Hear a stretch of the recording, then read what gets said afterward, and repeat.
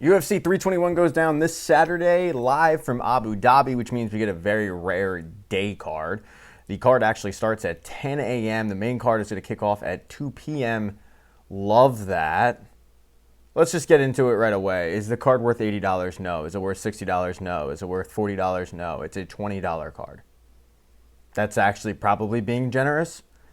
And since you can't get it for $20, I mean, the best that the UFC will do is like, hey, if you order by today, which I think it's probably already the deal that they usually do is up, you'll get it for $70.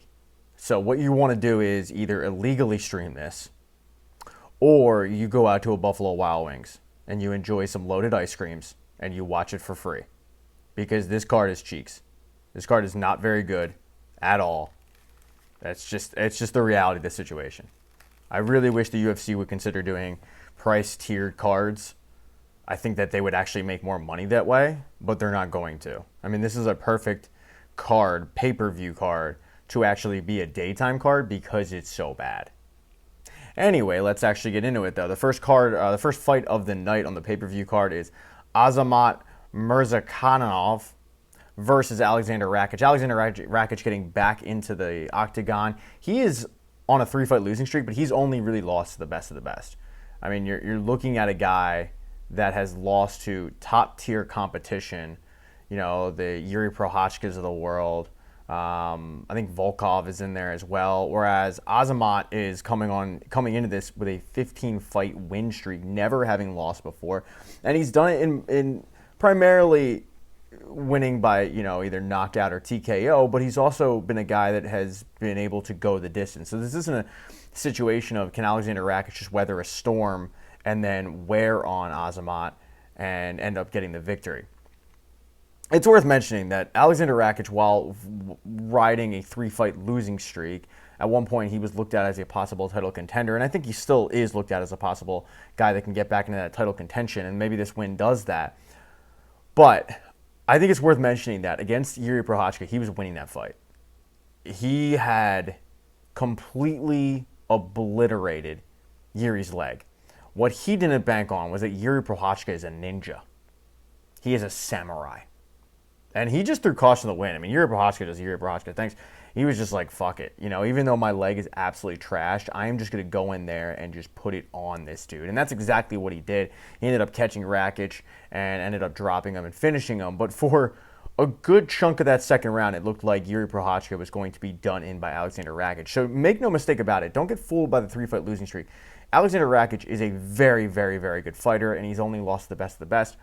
I tend to think that he ends up getting this victory. I'm leaning towards that. The guy can take a punch. You know, he has lost, obviously, but he can take a punch. And with Azamat, he hasn't fought somebody of Yuri Prochazka's caliber yet. I think his best win is probably like Dustin Jacoby. When you look at like who he's fought. Actually, let's take a look at who he's fought. You know what? I'm not gonna hide it. I got my computer up right here. All right. Let's take a look at who is because he's not a UFC, like he's got like 5 fights in the UFC. Brenton Ribeiro was his last fight. Before that, Alonzo Menefield, gross. Before that, Dustin Jacoby. And I think the reason why I say the Dustin Jacoby fight was probably his best fight was because it ended up going the distance.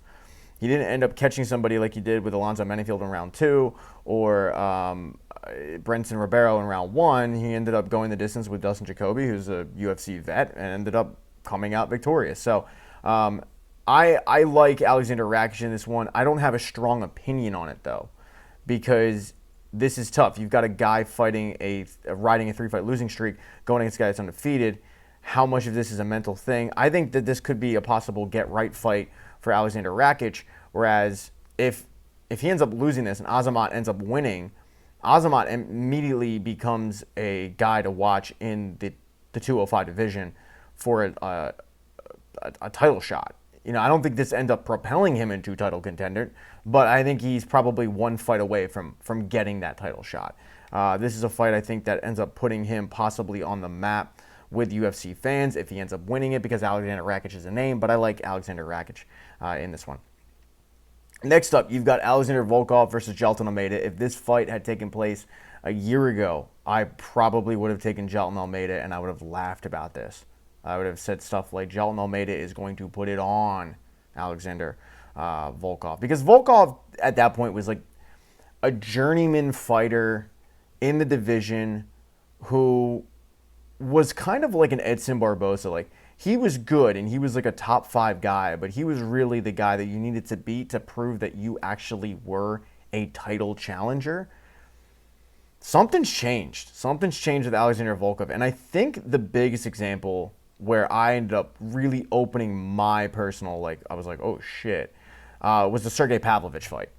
Because I thought Pavlovich was going to run through him. I mean, Pavlovich ended up losing to Tom Aspinall, but before that, he was obliterating everybody. And Alexander Volkov completely put it on him. Then he ends up following that up with a split decision loss against Cyril Gane, which everybody that watched the fight will tell you that he did not lose that fight. He got robbed by the judges. And this is somebody that had Cyril Gane in his parlay, so it's not like I had money riding on it and I benefited from the judges screwing Volkov over. But Volkov won that fight. If Volkov ends up actually correctly winning that fight, if the judges had a brain cell, then he is riding a 5-fight win streak into this. I don't know what's happened with Alexander Volkov. I don't know if it was a situation of changing teams or what, but the guy looks like truly a different fighter in there from the journeyman that I thought he was, and until this like revival of Alexander Volkov. Or else Jailton Almeida, look, he is really, really talented. I think everybody acknowledges that he's really, really talented. He got caught by Curtis Blades, but other than that, like, this guy's pretty much put it on everybody and put it on them quickly. You know, he's got dynamite in his hands. Now, with that said, he hasn't fought anybody like a Volkov. You know, his last fight, Sergey Spivak, the polar bear, I really like Sergey Spivak, but that finish didn't shock me at all. Sergey Spivak is one of the few heavyweights that will actually look to take people down. He actually has a ground game, and he benefits from that. But he's also a undersized heavyweight. He goes in there pretty light. He ends up taking you down, wearing on you, and then usually ends up submitting you or just ground and pound. Before that, he got caught by Curtis Blades. And then, you know, it's like he ends up beating Derek Lewis by unanimous decision. The Romano fight, I forget what fight it was. No, that was G-Rod. I'm sorry. Hit thumbs down for that. I'm getting G-Rod and Jailton Almeida confused. I'm thinking about the time where Gregor Rodriguez literally had, you could see tendons because of a cut, and he needed to finish the fight in round 2 because if it got to the stool, then it would have been stopped by the doctor, and he ended up finishing in round 2. I got that confused. Jailton Almeida has true finishing power, but I think Volkov is such a vet. He has made such strides that I like Volkov in this fight. And I'm blown away that I'm saying that. I didn't think I'd be saying that 2 years ago, a year ago, 6 months ago. But I'm at the point where I can't deny what has happened with Alexander Volkov. So I like Volkov in this one. We'll move on to the flyweights. I'm sorry, not the flyweights. The, oh my God. The 135ers. I want to, on record, I am recording this at 1:47 in the morning. I am cooked. I had a hockey game, and I am drawing a blank on the bantamweights. Thank you. Bantamweights. It finally came to me. Umar Nurmagomedov versus Mario Bautista. Umar, the champion. The guy that MMA media would have made you believe was destined to be the champion, because when Umar Nurmagomedov went up against Merab Dvalishvili, every single person seemed like in MMA media was like, oh, this is a foregone conclusion. I mean, Umar's going to win the belt. He's Nurmagomedov. He's going to win the belt. It's Umar's belt to lose. Yeah, guess what happened? Merab did Merab things. Loved it. Absolutely loved it. Believe it or not, I actually like some of the MMA media.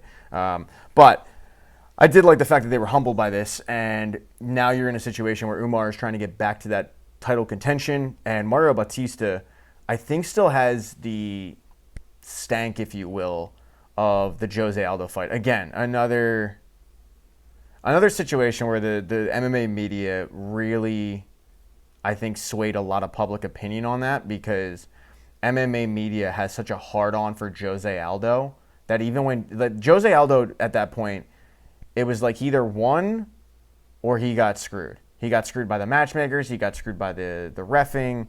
He got screwed by the... my favorite was when he actually fought Merab, And MMA media was like, oh my God, I can't believe his last fight was against Merab at elevation.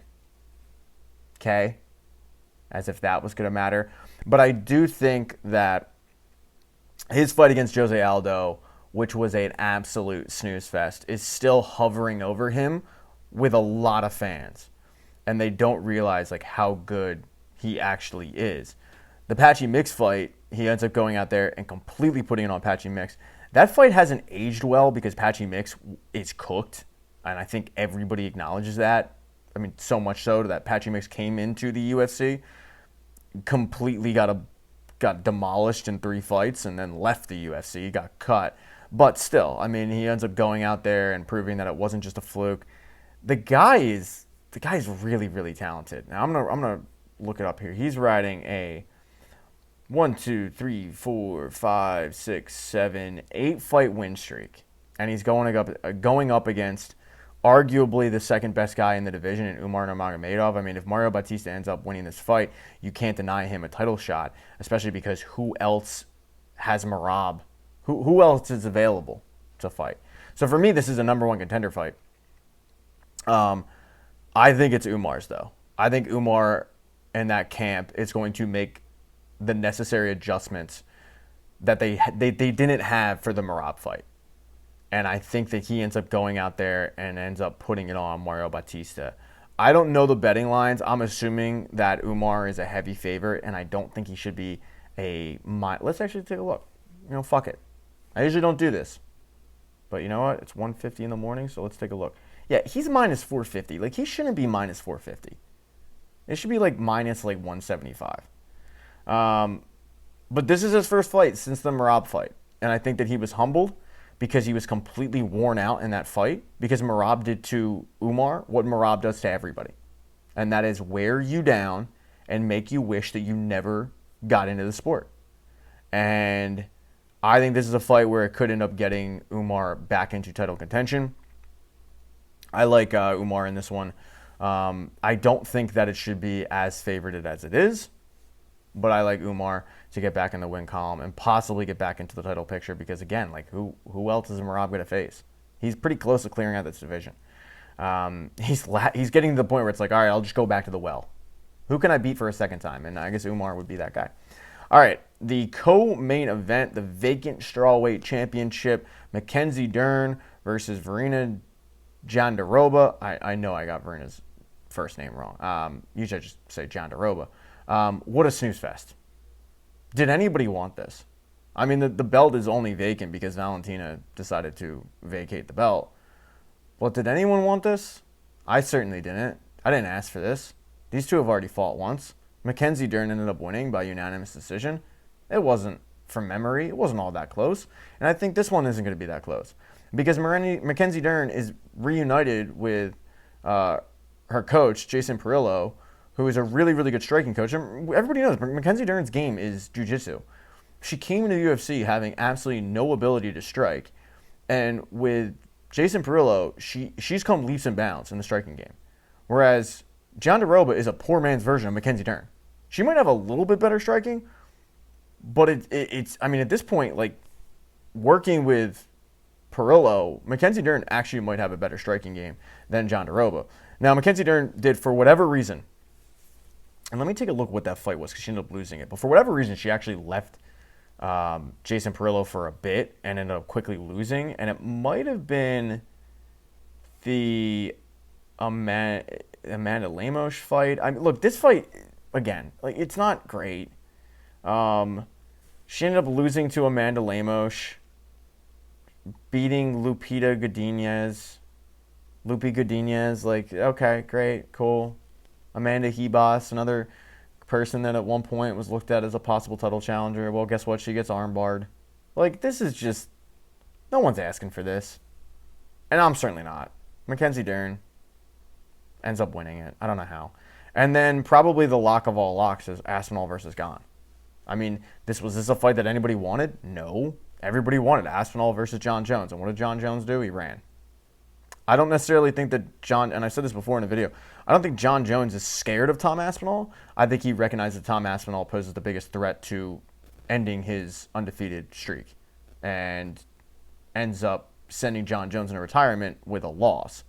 So I think he wants to avoid Tom Aspinall at all costs, and because of it, he ended up retiring. It was like he gave the UFC a ridiculous amount of money, and he played this, cat and mouse game with, all right, I'll fight him. Wait, never mind, I won't. And then eventually it was like, look, we just got to move on.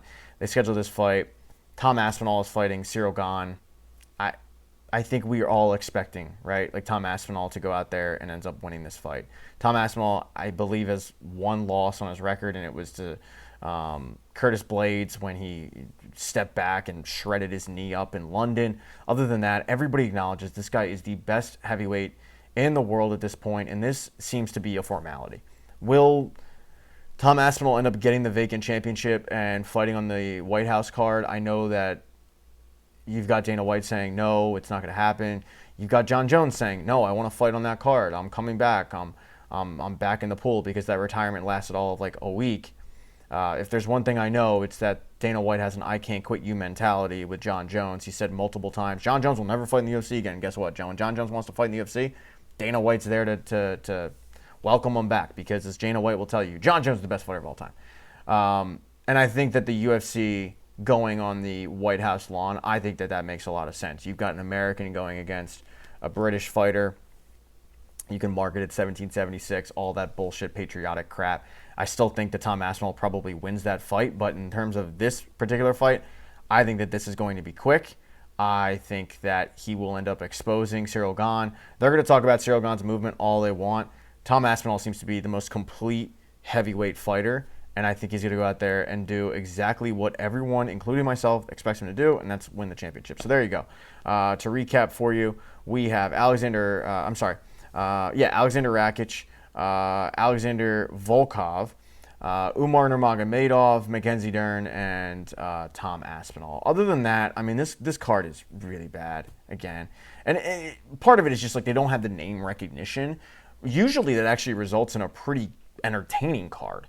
But they just don't have those guys where you go like, I need to watch that guy. There are some fun fighters on this card. Nasrat Haqparast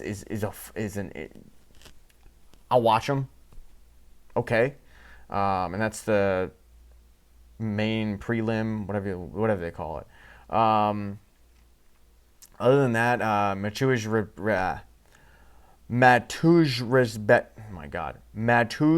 Rebecki nailed it. Another fighter that's like an interesting guy that you can look at and go like, okay.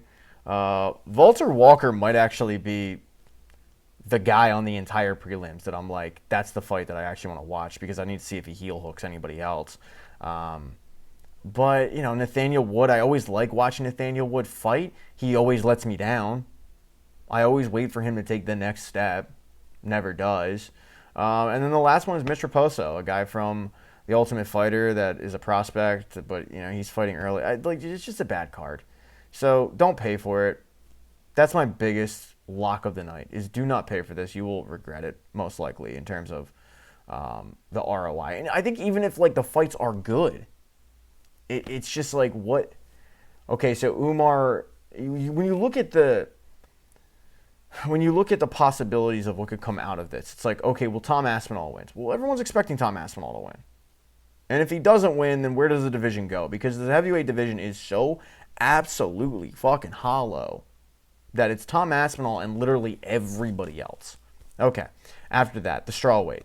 Mackenzie Dern and John DeRoba fighting is like, everybody knows who the best strawweight is. She vacated the belt. And it's not these two.